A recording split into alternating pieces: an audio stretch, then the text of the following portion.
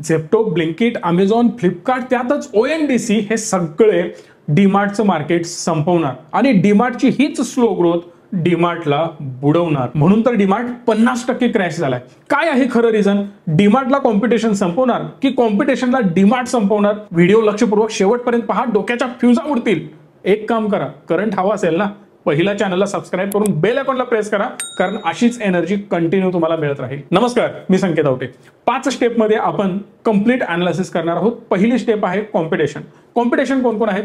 Reliance retail, big बाजार, Flipkart, Amazon, Zomato, Meesho असे अनेक प्रोडक्ट किंवा अनेक कंपन्या आता सध्या मार्केटमध्ये अवेलेबल आहेत. हे हेवीली कॉम्पिटिशन देत आहेत, ज्यामध्ये ऑनलाईन कंपनीज बऱ्याच आहेत ज्या ऑनलाईन डिलिव्हरी करतात, जे 10 मिनिटांमध्ये तुमच्या घरात डिलिव्हरी करण्याची गॅरंटी देत आहेत. आणि अशा या कलियुगामध्ये डीमार्ट कितपत टिकेल हे आपल्याला बघावं लागेल. मेजर कॉम्पिटिशन आहे रिलायन्स रिटेल, जो की 61,000 कोटीचा लास्ट क्वार्टरमध्ये त्यांनी धंदा केलाय, ज्यामध्ये 2415 कोटीचं नेट प्रॉफिट कमावलंय, जे की जवळपास 3 ते 4% नेट प्रॉफिट मार्जिन ठेवतात.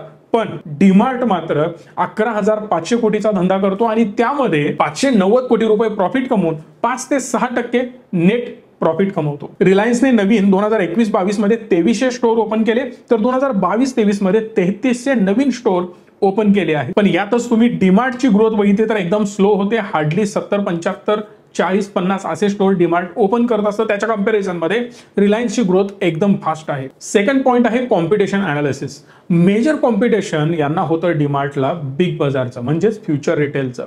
फ्युचर रिटेलचा बिझनेस मॉडेल सिंपल होता. मेन सिटीमध्ये एकदम पॉश चांगला AC मधला स्टोअर ओपन करायचा, ज्यामध्ये लोक येतील, डिस्काउंटेड प्राइस मध्ये मटेरियल परचेस करतील आणि आपण अग्रेसिव्हली एक्सपांड करायचं. अग्रेसिव्हली एक्सपांड कसं करणार? तर हेवी प्रमाणात डेट घ्यायचं.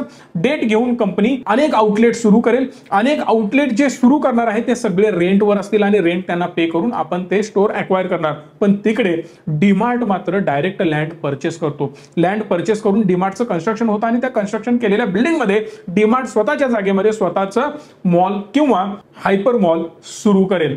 बट या दोन्हीमध्ये एक डिफरन्स होता. बिग बाजार अग्रेसिव्हली एक्सपांड करत होता आणि तिकडेच डीमार्ट थोडासा स्लो मुव्हिंग वाटत होता. आता डीमार्टला संपवणार आणि बिग बाजार सगळ्यात मोठा बनणार अशी एक संकल्पना प्रत्येकाच्या डोक्यामध्ये होती. पण हळूहळू कोविड आला. कोविड आल्यानंतर रेंट तर डीमार्टला द्यावा लागत नव्हता, पण इकडे बिग बाजारला रेंट द्यावा लागत होता. स्वतःचे एम्प्लॉई तिकडे होते, त्यांची सुद्धा सॅलरी यांच्या डोक्यावर बसत होती. सेल्स डाऊन झाला होता, तेवढं प्रॉफिट मार्जिन नव्हतं, प्लस हेवी डेट होते, त्याचे इंटरेस्ट त्यांना पे करावे लागत होते. परिणामी कंपनीला चालवणं कठीण गेलं आणि कंपनी बँकरप्ट झाली. पण इकडे होतं डीमार्ट. भले सेल्स ड्रॉप झाला होता, तेवढेच एम्प्लॉई थोडेसे कमी करण्यात आले.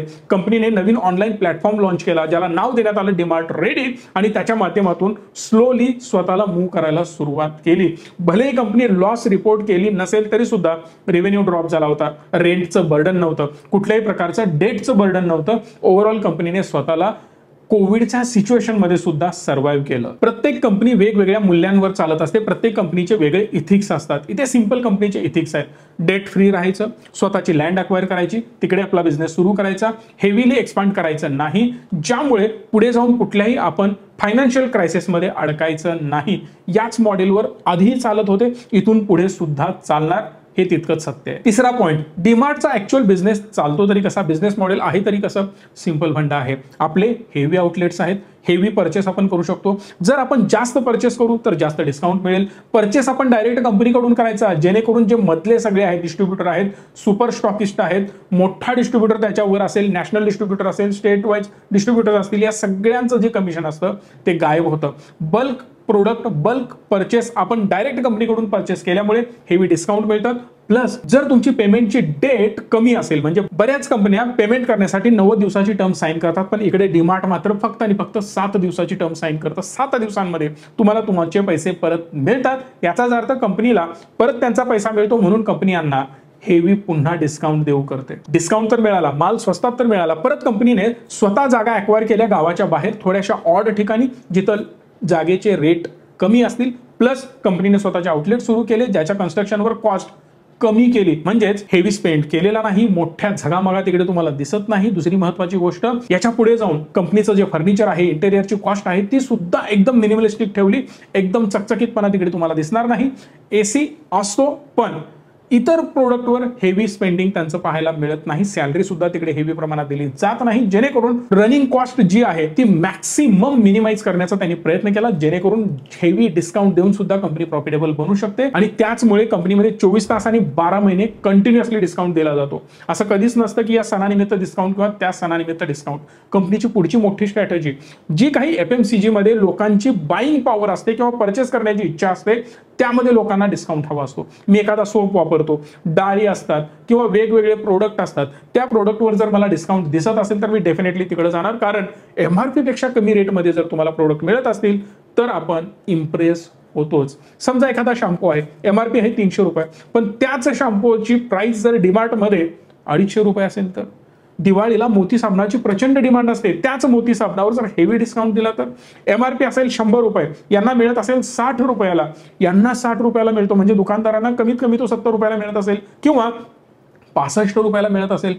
तिकडे डिमार्ट डोकं चालवतं, 60 रुपयाचा प्रोडक्ट ते डायरेक्ट 58 रुपयाला विकतं. जगामध्ये कोणीही 58 रुपयाला विकू शकणार नाही, कारण कंपनी लोएस्ट प्राइस 60 रुपये ठेवते आणि ती त्यांनी डिमार्टला दिली. इव्हन दुसऱ्या रिलायन्सला जरी त्यांनी दिली तरी सुद्धा तो डील 60 रुपयामध्येच करणार. पण डिमार्ट विचार काय करतं, अजून 2 रुपये कमी ठेवू. जर एक साबण घेतला तर त्याच्याबरोबर उठणं पण जाईल, बाकीचे प्रोडक्ट जातील. जर आपण डिमार्टमध्ये एंट्री करतोय तर फक्त 1-2 प्रोडक्ट घेऊन कधीच बाहेर निघत नाही. आपली पिशवी कायम भरलेली असते, बॅग भरलेली असते, रॅक भरलेली असते. त्यामुळे हेवी प्रॉफिट डिमार्ट बाकीच्या प्रोडक्टमधून कमवतं आणि त्यामधूनच कंपनीचा सेल सुद्धा जबरदस्त वाढतो, कारण आपण एकदा एंट्री केली की एक्झिटसाठी सगळीकडनं फिरून आपल्याला यावं लागतं आणि जसं आपण प्रोडक्ट बघू तसे प्रोडक्ट आपण ऍड करत जातो. डीमार्ट बरोबर तुम्ही वेगवेगळ्या कंपन्यांच्या प्राइस लिस्टला जर कम्पेअर केलं तर तुम्हाला पाहायला मिळेल की DMart one of the lowest प्राइसला त्यांचे प्रोडक्ट देतोय, पण काही प्रोडक्ट त्या कंपन्यांपेक्षा सुद्धा थोडेसे महाग दिसतात, कारण सिंपल लॉजिक आहे, 1, 2, 4, 5, 10 प्रोडक्ट तुम्हाला स्वस्त दाखवायचे आणि बाकीचे प्रोडक्ट त्याच रेटला विकायचे, जेणेकरून प्रॉफिट मार्जिन मेंटेन राहील. यावरून तुम्हाला वाटत असेल FMCG सेक्टर मधून खूप कमी पैसा मिळतो. बरोबर आहे, खूप कमी मार्जिन आहे, पण FMCGचा वाटा सुद्धा तेवढाच कमी आहे. फक्त 20% रेव्हेन्यू ते FMCG मधून जनरेट करतात. फूड सेगमेंट मधून 57% रेव्हेन्यू जनरेट करतात, कारण फूड सेगमेंटमध्ये खूप चांगलं प्रॉफिट मार्जिन आहे. मर्चंडाईज आणि क्लोथिंग मधून 23% रेव्हेन्यू जनरेट करतात आणि क्लोथिंग मध्ये सुद्धा खूप चांगलं हेवी मार्जिन मिळतं. चौथा पॉईंट आहे, कंपनी फ्युचरमध्ये कसं एक्सपांड करेल. सिंपल आहे, ऑनलाईनचा जमाना वाढतोय, म्हणूनच कंपनीने रेडी नावाचा प्रोडक्ट त्यांचा लॉन्च केलाय, जो डेली तुम्हाला ऑनलाईन प्रोडक्ट तुमच्या घरामध्ये पोहोचवत जाईल. नो डाऊट या बिझनेसमधून त्यांना 140 कोटी रुपयाचा नेट लॉस झालाय, म्हणूनच यांनी याला स्लो मूव्ह करायला सुरुवात केली होती, पण आता हळूहळू त्याला ते एक्सपांड करतायत, अजून पैसा त्यावर स्पेंड करतायत. ऑलरेडी ते 22 सिटीमध्ये आता पोहोचलेत, अजून जास्त सिटीमध्ये पोहोचण्याचा त्यांचा मानस आहे. डिलिव्हरी जी दुसऱ्या, तिसऱ्या, चौथ्या दिवशी तुम्हाला मिळायची ती आता सेम डेला देण्याचा त्यांनी वचन दिलेलं आहे. प्लस डिलिव्हरी चार्जेस जे होते ते सुद्धा अग्रेसिव्हली कमी करण्याचा ते प्लॅन करतायत, म्हणूनच कंपनीचा EBITDA जो आहे तो 2025 पर्यंत पॉझिटिव्ह होईल आणि 2027 पर्यंत overall net profit company positive मध्ये येणार आहे. हा प्लॅन सुद्धा त्यांनी ऑलरेडी बनवलाय आणि तेव्हा ते अजून अग्रेसिव्हली स्वतःला एक्सपांड करत जातील. बाय द वे, हा व्हिडिओ स्पॉन्सर केलाय आपल्याच रिचमीने. रिचमीमध्ये जर तुम्हाला गुंतवणूक करायची असेल, जबरदस्त रिटर्न कमवायचे असतील, आमची मदत तुम्हाला हवी असेल तर या नंबरला कॉल करू शकता. योग्य वेळा इन्व्हेस्टमेंटसाठी भयंकर गोष्टी तुम्हाला आमच्याकडून मिळतील, ज्यामध्ये तुम्हाला कळेल की कशा प्रकारे मार्केटमध्ये इन्व्हेस्टेड राहायचं. स्मार्ट SIP करायची, जो प्रोडक्ट अखंड भारत देशामध्ये कोणी तुम्हाला देणार नाही. हा प्रोडक्ट आपल्याकडे अवेलेबल आहे, सो लवकरात लवकर त्याची इन्क्वायरी करू शकता. स्टॉक मार्केटमध्ये ट्रेडिंग करून जर पैसा कमवायचा असेल, रोज ऑप्शन सेलिंग, ऑप्शन बाईंग करून पैसा कमवायचा असेल, तरी सुद्धा कोर्स जॉईन करू शकता.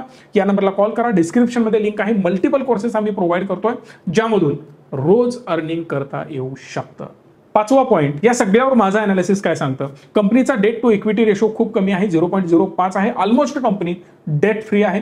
कंपनीची सेल्स ग्रोथ जर तुम्ही बघितली गेलेल्या 3 वर्षाची तर 5.7% पाहायला मिळते. 5 वर्षाची सेल्स ग्रोथ 21% आहे.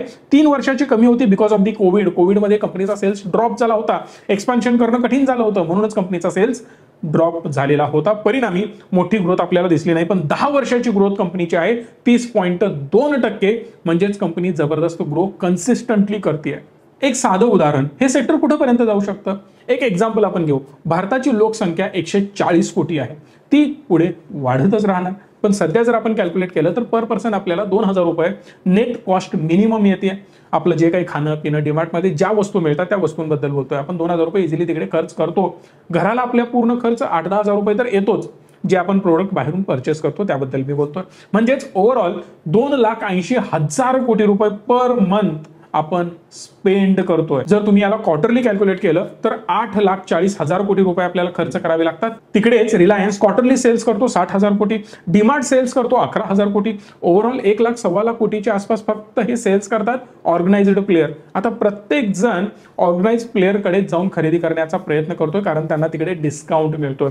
सो दॅट आता मॅक्सिमम कंपन्या हा प्लॅन करतील की आपण एक्सपांड करायचं आहे. एक्सपांड करायचं आहे तर भरपूर मोठं मार्केट आहे आणि त्यासाठी डीमार्टला कधीही एक्सपान्शनसाठी प्रॉब्लेम येणार नाहीत. यावरून एक गोष्ट कळते, डीमार्ट कन्सिस्टंटली एक्सपांड करत राहील, एक सेफ गेम खेळत राहील, प्रॉपर वेने ते पुढे जात राहील त्यांच्या इथिक्सनुसार. म्हणजेच काय, मोठी ग्रोथ डबल होईल, 4 पटीने वाढेल, 100 पटीने वाढेल इयरली असं काही होणार नाही.